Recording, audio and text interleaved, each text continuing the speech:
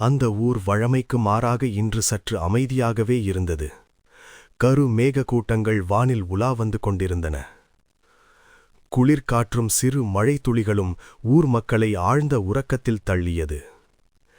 நேரம் இரவு 11:30. அன்று வெங்கடேஷ் வீட்டில் அவருடைய மனைவி பிள்ளைகள் ஊருக்கு சென்றதால் அவர் மட்டும் தனியாக உறங்கிக் கொண்டிருந்தார். திடீரென மின்வெட்டி ஏற்பட்டது. அதே சமயம் பூட்டப்பட்டிருந்த வீட்டின் கதவு திறக்கும் சத்தம் சற்று பலமாக கேட்க திடுக்கிட்டு எழுந்தார் வெங்கடேஷ். என்ன, கரண்ட் கட்டாயிடுச்சா? ஏதோ கதவு சத்தம் கேட்டுச்சே என்று அறையிலிருந்து வெளியே வந்து வீட்டின் வாசல் அருகே சென்றார். கதவு மூடியிருந்தது. ஜன்னல் வழியாக வெளியே பார்த்தார். மற்ற இடங்களில் மின்சாரம் இருந்தது.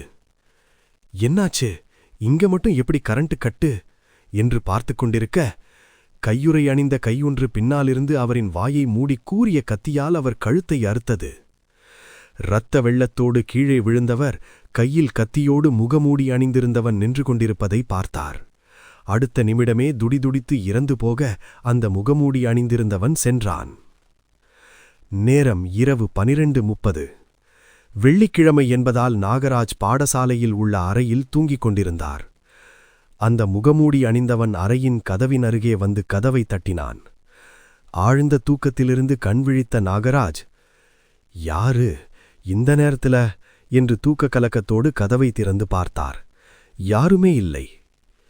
யாருமே இல்லையே என்று சொல்லும்போது திடீரென முன்னால் வந்தவன் அவர் தலையில் பலமாக கம்பினால் அடித்தான். அப்படியே மயங்கி விழுந்தவரை கேபிள் ஒன்றினால் கழுத்தை இறுக்கி கொலை செய்துவிட்டு சென்றான். நேரம் இரவு 1:30. கந்தசாமி அவரது கெஸ்ட் ஹவுஸில் சற்று அதிகமாக குடித்ததால் போதையோடு உறங்கிக் கொண்டிருந்தார். திடீரென யாரோ காலிங் பெல் அடிக்கும் சத்தம் கேட்டது. போதையோடு விழித்தார். யாரது என்று வெளியே வந்து கதவை திறந்தார். யாருப்பா நீ இந்த நேரத்துல என்று கேட்டார் தூக்க கலக்கத்தோடு. ஐயா, ஃபுட் ஆர்டர் பண்ணியிருந்தாங்க. ஃபுட்டா? இந்த நேரத்திலையா? இங்க யாரும் ஆர்டர் பண்ணல. பக்கத்துல யாராவது ஆர்டர் பண்ணியிருப்பாங்க, சரியா பாரு என்று கதவை மூடினார். ஐயா என்று அழைத்தான். என்ன என்றதும் கையிலிருந்த பெப்பர் ஸ்ப்ரேயை முகத்தில் அடித்துவிட்டு வாயை துணியால் மூடி இழுத்துச் சென்று சமையலறை வாசலில் வைத்து அருகிலிருந்த கத்தியை எடுத்து கழுத்தில் பலமுறை குத்தி கொலை செய்துவிட்டு சென்றான். மறுநாள் இந்த கொலைகள் பற்றி ஊர் முழுவதும் பரவ ஆரம்பித்தது. மக்களிடையே பயமும் சேர்ந்து பரவியது. இது சம்பந்தப்பட்ட விசாரணை இன்ஸ்பெக்டர் ரமேஷுக்கு ஒப்படைக்கப்பட்டது. காலை நேரம். ஜீப் கொல்லப்பட்ட வெங்கடேஷ் வீட்டின் வாசலில் நிற்க மக்களும் கூடி நிறைந்திருந்தனர். ஜீப்பிலிருந்து இறங்கி வந்தார் இன்ஸ்பெக்டர் ரமேஷ். கான்ஸ்டபிள், வீட்டுக்கு பக்கத்தில் உள்ளவங்க எல்லாரும் இந்த பக்கம் வர சொல்லுங்க என்று வீட்டின் வாசலின் அருகே சென்றார். போலீஸ் கார்டன் டேப் போடப்பட்டது. கதவின் போல்ட்டு லூசா இருக்கு. உள்ள வந்து கழுத்து அறுத்திருக்கான். வீட்ல இவரை தவிர வேற யாரும் இல்ல. சோ இது நல்லாவே அவதானிச்சு வெயிட் பண்ணி கொலை பண்ணியிருக்கான். எனக்கு தெரிஞ்சு இந்த ஊர்ல உள்ளவன்தான் என்றார். ஆமா சார், அப்படிதான் இருக்கும். எந்த எவிடன்ஸும் இல்ல என்றார் கான்ஸ்டபிள். ஓகே, கிளியர் பண்ணிட்டு ஆம்புலன்ஸ்ல அனுப்புங்க. டிரைவர், வண்டியை எடு என்றார். அடுத்த கொலை நடந்த இடத்துக்கு சென்றது ஜீப். அங்கே சென்றவர் வாசல்ல வச்சு பலமாக தலையில அடிச்சு கேபிள் ஒன்னால கழுத்தை இறுக்கி கொலை பண்ணியிருக்கான். அது மட்டும் இல்ல, இவர் வெள்ளிக்கிழமையில ஸ்கூல் ரூம்ல தான் இருப்பாருன்னு தெரிஞ்சிருக்கு. சோ இதுவும் அவன்தான். ஓகே, கிளியர் பண்ணுங்க, அடுத்து என்னன்னு பார்க்கலாம் என்று அடுத்த கொலை நடந்த இடத்துக்கு சென்றார்கள். அந்த ஃபைலை பார்த்து கொண்டிருந்த ரமேஷ் உள்ளே ஒரு லெட்டர் இருப்பதை கண்டார். அதை எடுத்து பார்த்தபோது அதிலே, நான் ஒழுக்கமானவள், என் பெற்றோர் என்னை அப்படி வளர்க்க இல்ல. இந்த தற்கொலைக்கு காரணம் வெங்கடேஷ், நாகராஜ், கந்தசாமிதான். இதுக்கு ஆதாரம் இந்த தற்கொலை மட்டுமில்ல, என்னோட நண்பன் மயில்வாகனமும் தான். அவனுக்கு எல்லாமே தெரியும் என்று எழுதியிருந்தது. கான்ஸ்டபிள், இங்க வாங்க. சார், இந்த லெட்டர் இந்த ஃபைல்ல இருந்தும் எப்படி அவங்க தப்பிச்சாங்க என்று கேட்டார். சார், 3 வருஷத்துக்கு முன்னால இங்கிருந்த இன்ஸ்பெக்டர் ஒருவேளை அவங்க பக்கம் இருந்தாரோ தெரியல. வண்டி எடுங்க என்று ஃபைலை வண்டியில் வைத்துக்கொண்டு மயில்வாகனம் வீடு நோக்கி சென்றார்கள். அங்கு சென்று கதவை தட்டினார். மயில்வாகனம்? சார், மயில்வாகனம் 3 வருஷத்துக்கு முன்னாடியே வீட்டை காலி பண்ணிட்டு போயிட்டான். ஆனா 2 நாளைக்கு முன்னால வந்தான் சார், இப்ப எங்கன்னு தெரியல என்றார். அப்படியா? எதுக்கு இங்க வந்தான்? ஊருக்கு வந்தா இந்த வீட்டை வந்து பார்த்துட்டு போவான் சார். ஓகே என்று வண்டியில் ஏறினார். கான்ஸ்டபிள், எனக்கு ஒரு குழப்பம் என்னன்னா, ஃபைல்ல லெட்டர் இருந்தும் எதுக்கு அவங்க மேல ஆக்ஷன் எடுக்கல என்றார் இன்ஸ்பெக்டர். சார், 3 வருஷத்துக்கு முன்னால ஒரு இன்ஸ்பெக்டர் இருந்தாரு. அந்த நேரத்துல தான் இந்த கேஸ் வந்துச்சு. இதே ஸ்டேஷன்ல வேலை பார்த்த ஏட்டையா ஒருத்தர் இந்த ஊர் தான். இப்ப ரிட்டையர் ஆகி வீட்ல இருக்காரு. அவர்கிட்ட கேட்டு பார்த்தா தெரியும் சார். ஆமா, அவர்கிட்ட கேட்டா விஷயங்கள் கொஞ்சம் தெரிய வரும். வண்டி அவர் வீட்டுக்கு விடுங்க. அவர் வீட்டை வந்தடைந்தனர். வணக்கம், வாங்க சார், உட்காருங்க. வணக்கம் ஐயா. என்ன சார் ஐயான்னு கூப்பிட்டுக்கிட்டு என்றார் ஏட்டையா சிதம்பரம். ஐயா, பதவி வேற, வயசுக்கு மரியாதை வேற. இருவரும் அமர்ந்தார்கள். ஐயா, இந்த ஃபைல் பத்தி தான் விசாரிக்கலான்னு வந்தேன் என்று ஃபைலை கொடுத்தார். அதை வாங்கி பார்த்ததும் கண் கலங்கினார் சிதம்பரம். சார், இந்த பொண்ணுக்கு நீதி வாங்கி கொடுக்க முடியலையேன்னு இன்னும் நெஞ்சம் குறுகுறுக்குது சார் என்றார். ஐயா, புரியல. ஆனா இந்த லெட்டர் இருந்தும் எப்படி அவங்க தப்பிச்சாங்க? அந்த 3 பேருமே இன்ஸ்பெக்டர் கூட ரொம்ப நெருக்கமா இருந்தாங்க. எல்லாமே பணம். அந்த இன்ஸ்பெக்டர் பணத்து மேல போதை சார், அதுதான், வேற எதுமில்ல என்றார். சோ குற்றவாளிங்க அவங்கதான். நீதி கிடைக்காம பழி வாங்கப்பட்டிருக்காங்க, அதுதான் உண்மை. ஆமா சார், கண்டிப்பா. ஏன்னா இந்த பொண்ணுக்கு நடந்த கொடுமை மயில் வாகனத்துக்கும் அந்த 3 பேருக்கும் அந்த இன்ஸ்பெக்டருக்கும் தெரியும். எனக்கு தெரிஞ்சது அந்த 3 பேரும் தப்பிக்க காரணம் இன்ஸ்பெக்டர். எனக்கு தெரிஞ்சு மயில் வாகனம்தான் கொலையாளி. நன்றி ஐயா என்று கூறி ஸ்டேஷன் நோக்கிச் சென்றார்கள். போலீஸ் ஸ்டேஷனை வந்தடைந்தார் ரமேஷ். உள்ளே ஒருவன் உட்கார்ந்திருந்தான். யோ, வர்றவங்கள்ட்ட என்ன கேஸ்ன்னு எழுது வாங்கிட்டு அனுப்பிடுங்க, சும்மா வெயிட் பண்ண வச்சுக்கிட்டு என்று அறைக்குள் சென்றார். சார், என்னையா? சார், அவன் உங்களை பார்க்கணும்னு சொல்றான், பேரு மயில் வாகனம் என்றதும் உடனே பதறி எழுந்தார். என்ன, மயில் வாகனமா? கான்ஸ்டபிள், உள்ளே அழைச்சிட்டு வாங்க என்றதும் உள்ளே அழைத்து வந்தார். உட்காரு என்றார். சார், அந்த 3 கொலையும் பண்ணது நான் தான். நீதி பணத்துக்கும் செல்வாக்குக்கும் அடிமையாகி போனதால தீர்ப்பு சொல்லி தண்டனை நானே கொடுத்துட்டேன். என்னை அரெஸ்ட் பண்ணுங்க என்றான். ஒரு சிலர் அப்படி இருக்கிறாங்கன்றதால எல்லாரும் அப்படி இல்ல.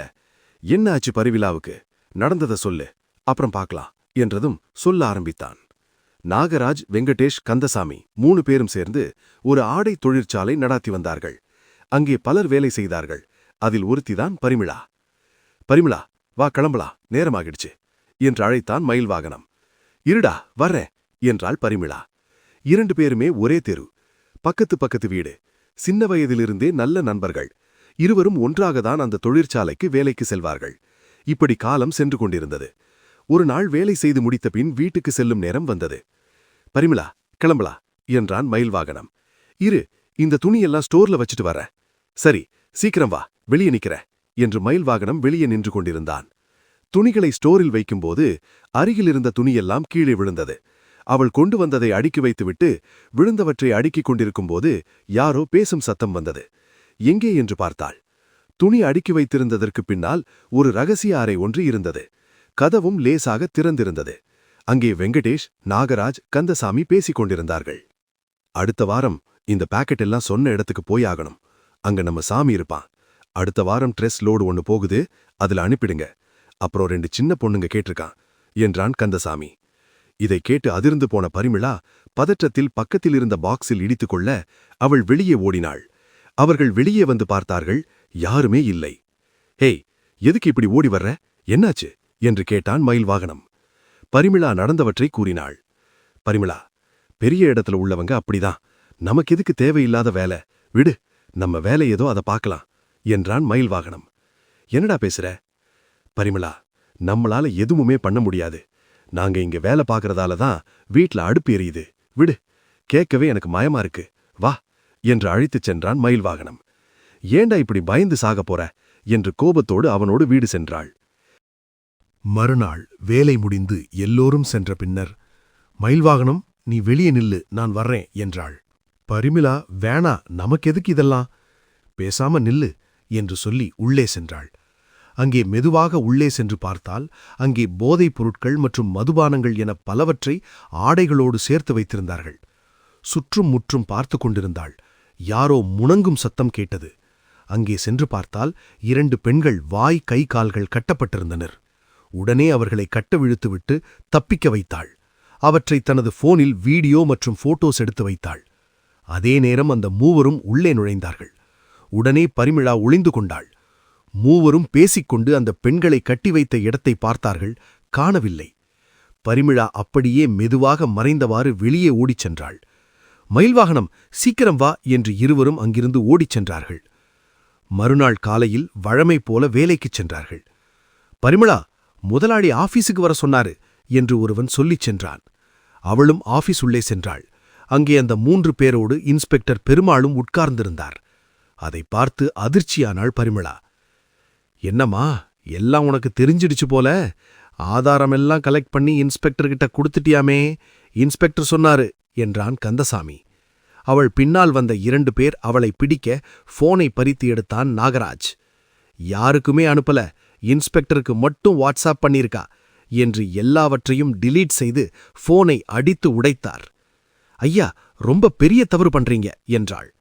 வெங்கடேஷ் தனது போனை எடுத்து அவளுக்கு சில போட்டோஸ் வீடியோஸ் காட்டினார். அதிலே அவள் அரைகுறையாக இருப்பது போன்றும் நிர்வாணமாக இருப்பது போன்றும் ஒரு சில ஆபாச வீடியோக்களும் அவளின் முகத்தை வைத்து கண்டுபிடிக்க முடியாதவாறு அவள்தான் என்று நம்பும் அளவுக்கு மார்ஃபிங் செய்யப்பட்டிருந்தது. பார்த்தல்ல, இப்ப இது எல்லாமே எங்க 4 பேர் போன்ல இருக்கு. சோ பேசாம இருந்தன்னா நல்லா இருப்ப, இல்ல வாழ்க்கையே நாசமா போயிடும் என்றான் கந்தசாமி. மறுநாள் எதுவும் பேசாமல் யோசித்தபடி வீட்டில் இருந்தாள். மயில்வாகனம் வீட்டிற்கு வந்தான். பரிமிளா, என்ன சொல்லு. பரிமிளா, குரூப் 1 உன்னோட எடிட் பண்ண இமேஜஸ் வீடியோஸ் ஷேர் ஆகிக்கிட்டு இருக்கு என்று மனது உடைந்து கூறினான். இருந்தும் பரிமிளா எதுவும் கூறாமல் தைரியமாக மறுநாள் வேலைக்குச் சென்றாள். இருந்தும் அங்கே வேலை செய்பவர்களின் பார்வையும் வித்தியாசமாக இருந்தது. கேவலமாகவும் பார்த்தார்கள். ஒழுக்கம் கெட்டவள் என்றும் பேச ஆரம்பித்தார்கள். அவளால் இது பொய் என்றும் கூற முடியவில்லை. யாரும் நம்பவும் இல்லை. மிக பிரதான காரணம் அவர்கள் இருப்பது கிராமம். தைரியமாக இருந்தவள் தைரியம் இழந்து போனாள். மயில்வாகனத்திடம் அனைத்தையும் கூறி அழுதாள். என்ன மட்டும் ஏதாவது சொல்லிட்டு போகட்டும், என் அம்மா அப்பா என்ன பண்ணாங்க என்று அழுதாள். பரிமிளா, வேற வேலை பார்த்துக்கலாம், இங்கே வேணா என்றான். வீட்டிற்குச் சென்று தனது அறைக்குள் இருந்து ஏதோ எழுதி கொண்டிருந்தாள். பரிமிளா, பரிமிளா என்று அம்மா அழைத்தும் கதவு திறக்கவில்லை. ஜன்னல் வழியாக பார்த்தாள். தூக்கில் இறந்து தொங்கிக் கொண்டிருந்தாள். கிரிகைகளெல்லாம் முடிந்து போலீசார் வீட்டுக்குச் சென்றனர். இன்ஸ்பெக்டர் பெருமாள் அந்த லெட்டரை எடுத்தார். அதிலே அவருடைய பெயரும் இருந்தது. அதைக் கொண்டு சென்று அவருடைய பெயரை அழித்துவிட்டு அந்த 3 பேரிடம் பணத்தை வாங்கி தற்கொலை என கேஸை முடித்தார். மயில்வாகனமும் அவனால் எதுவுமே செய்ய முடியாமல் இருந்தான். அந்த 3வரும் இன்ஸ்பெக்டரும் அவனை மிரட்டி ஊரை விட்டு போகச் சொன்னார்கள். ஊரை விட்டு போன பின்பு அவனுக்கு குற்ற உணர்ச்சியாகவே இருந்தது. மனதுக்குள் தைரியத்தை வரவழைத்து அந்த 3 பேரையும் கவனிக்க ஆரம்பித்தான். அப்படி அந்த சந்தர்ப்பத்தை பயன்படுத்தி அவர்களை கொலை செய்தான் என்று கூறி முடித்தான். நீ பண்ணது சரிதான், இருந்தாலும் சட்டம் செய்ய வேண்டியதை நீ பண்ணிட்ட என்றார் இன்ஸ்பெக்டர் ரமேஷ். சார், நீதி சட்டம்னு போன எங்களுக்கு நல்லது எதுவுமே நடக்கல, ஒரு உயிர் போனதுதான் மிச்சம் என்றான் மயில்வாகனம். அந்த இன்ஸ்பெக்டர் இருந்தா கூட அவன் மேல கேஸ் போட்டு உன்னை ரிலீஸ் பண்ணிடலாம், அவனும் ஆக்சிடென்ட்ல செத்துட்டான் என்றார் இன்ஸ்பெக்டர் ரமேஷ். சார், அந்த ஆக்சிடென்ட் பண்ணதே நான் தான், அவனை கொன்னதும் நான் தான் என்றதும் இன்ஸ்பெக்டருக்கு ஒரே அதிர்ச்சி. மயில்வாகனம் கோர்ட்டில் ஆஜர்படுத்தினார்கள். என்னதான் அவர்கள் தவறு செய்தாலும் 4 பேரை கொலை செய்ததற்காக மயில்வாகனத்திற்கு ஆயுள் தண்டனை வழங்கப்பட்டது. கதை ரஃபீஸ் முகமது. இந்த கதை உங்களுக்கு பிடித்திருந்தால் எங்கள் சேனலை மறக்காமல் சப்ஸ்கிரைப் பண்ணுங்க, வீடியோக்கு ஒரு லைக் போடுங்க, இந்த கதையை உங்கள் நண்பர்களுடன்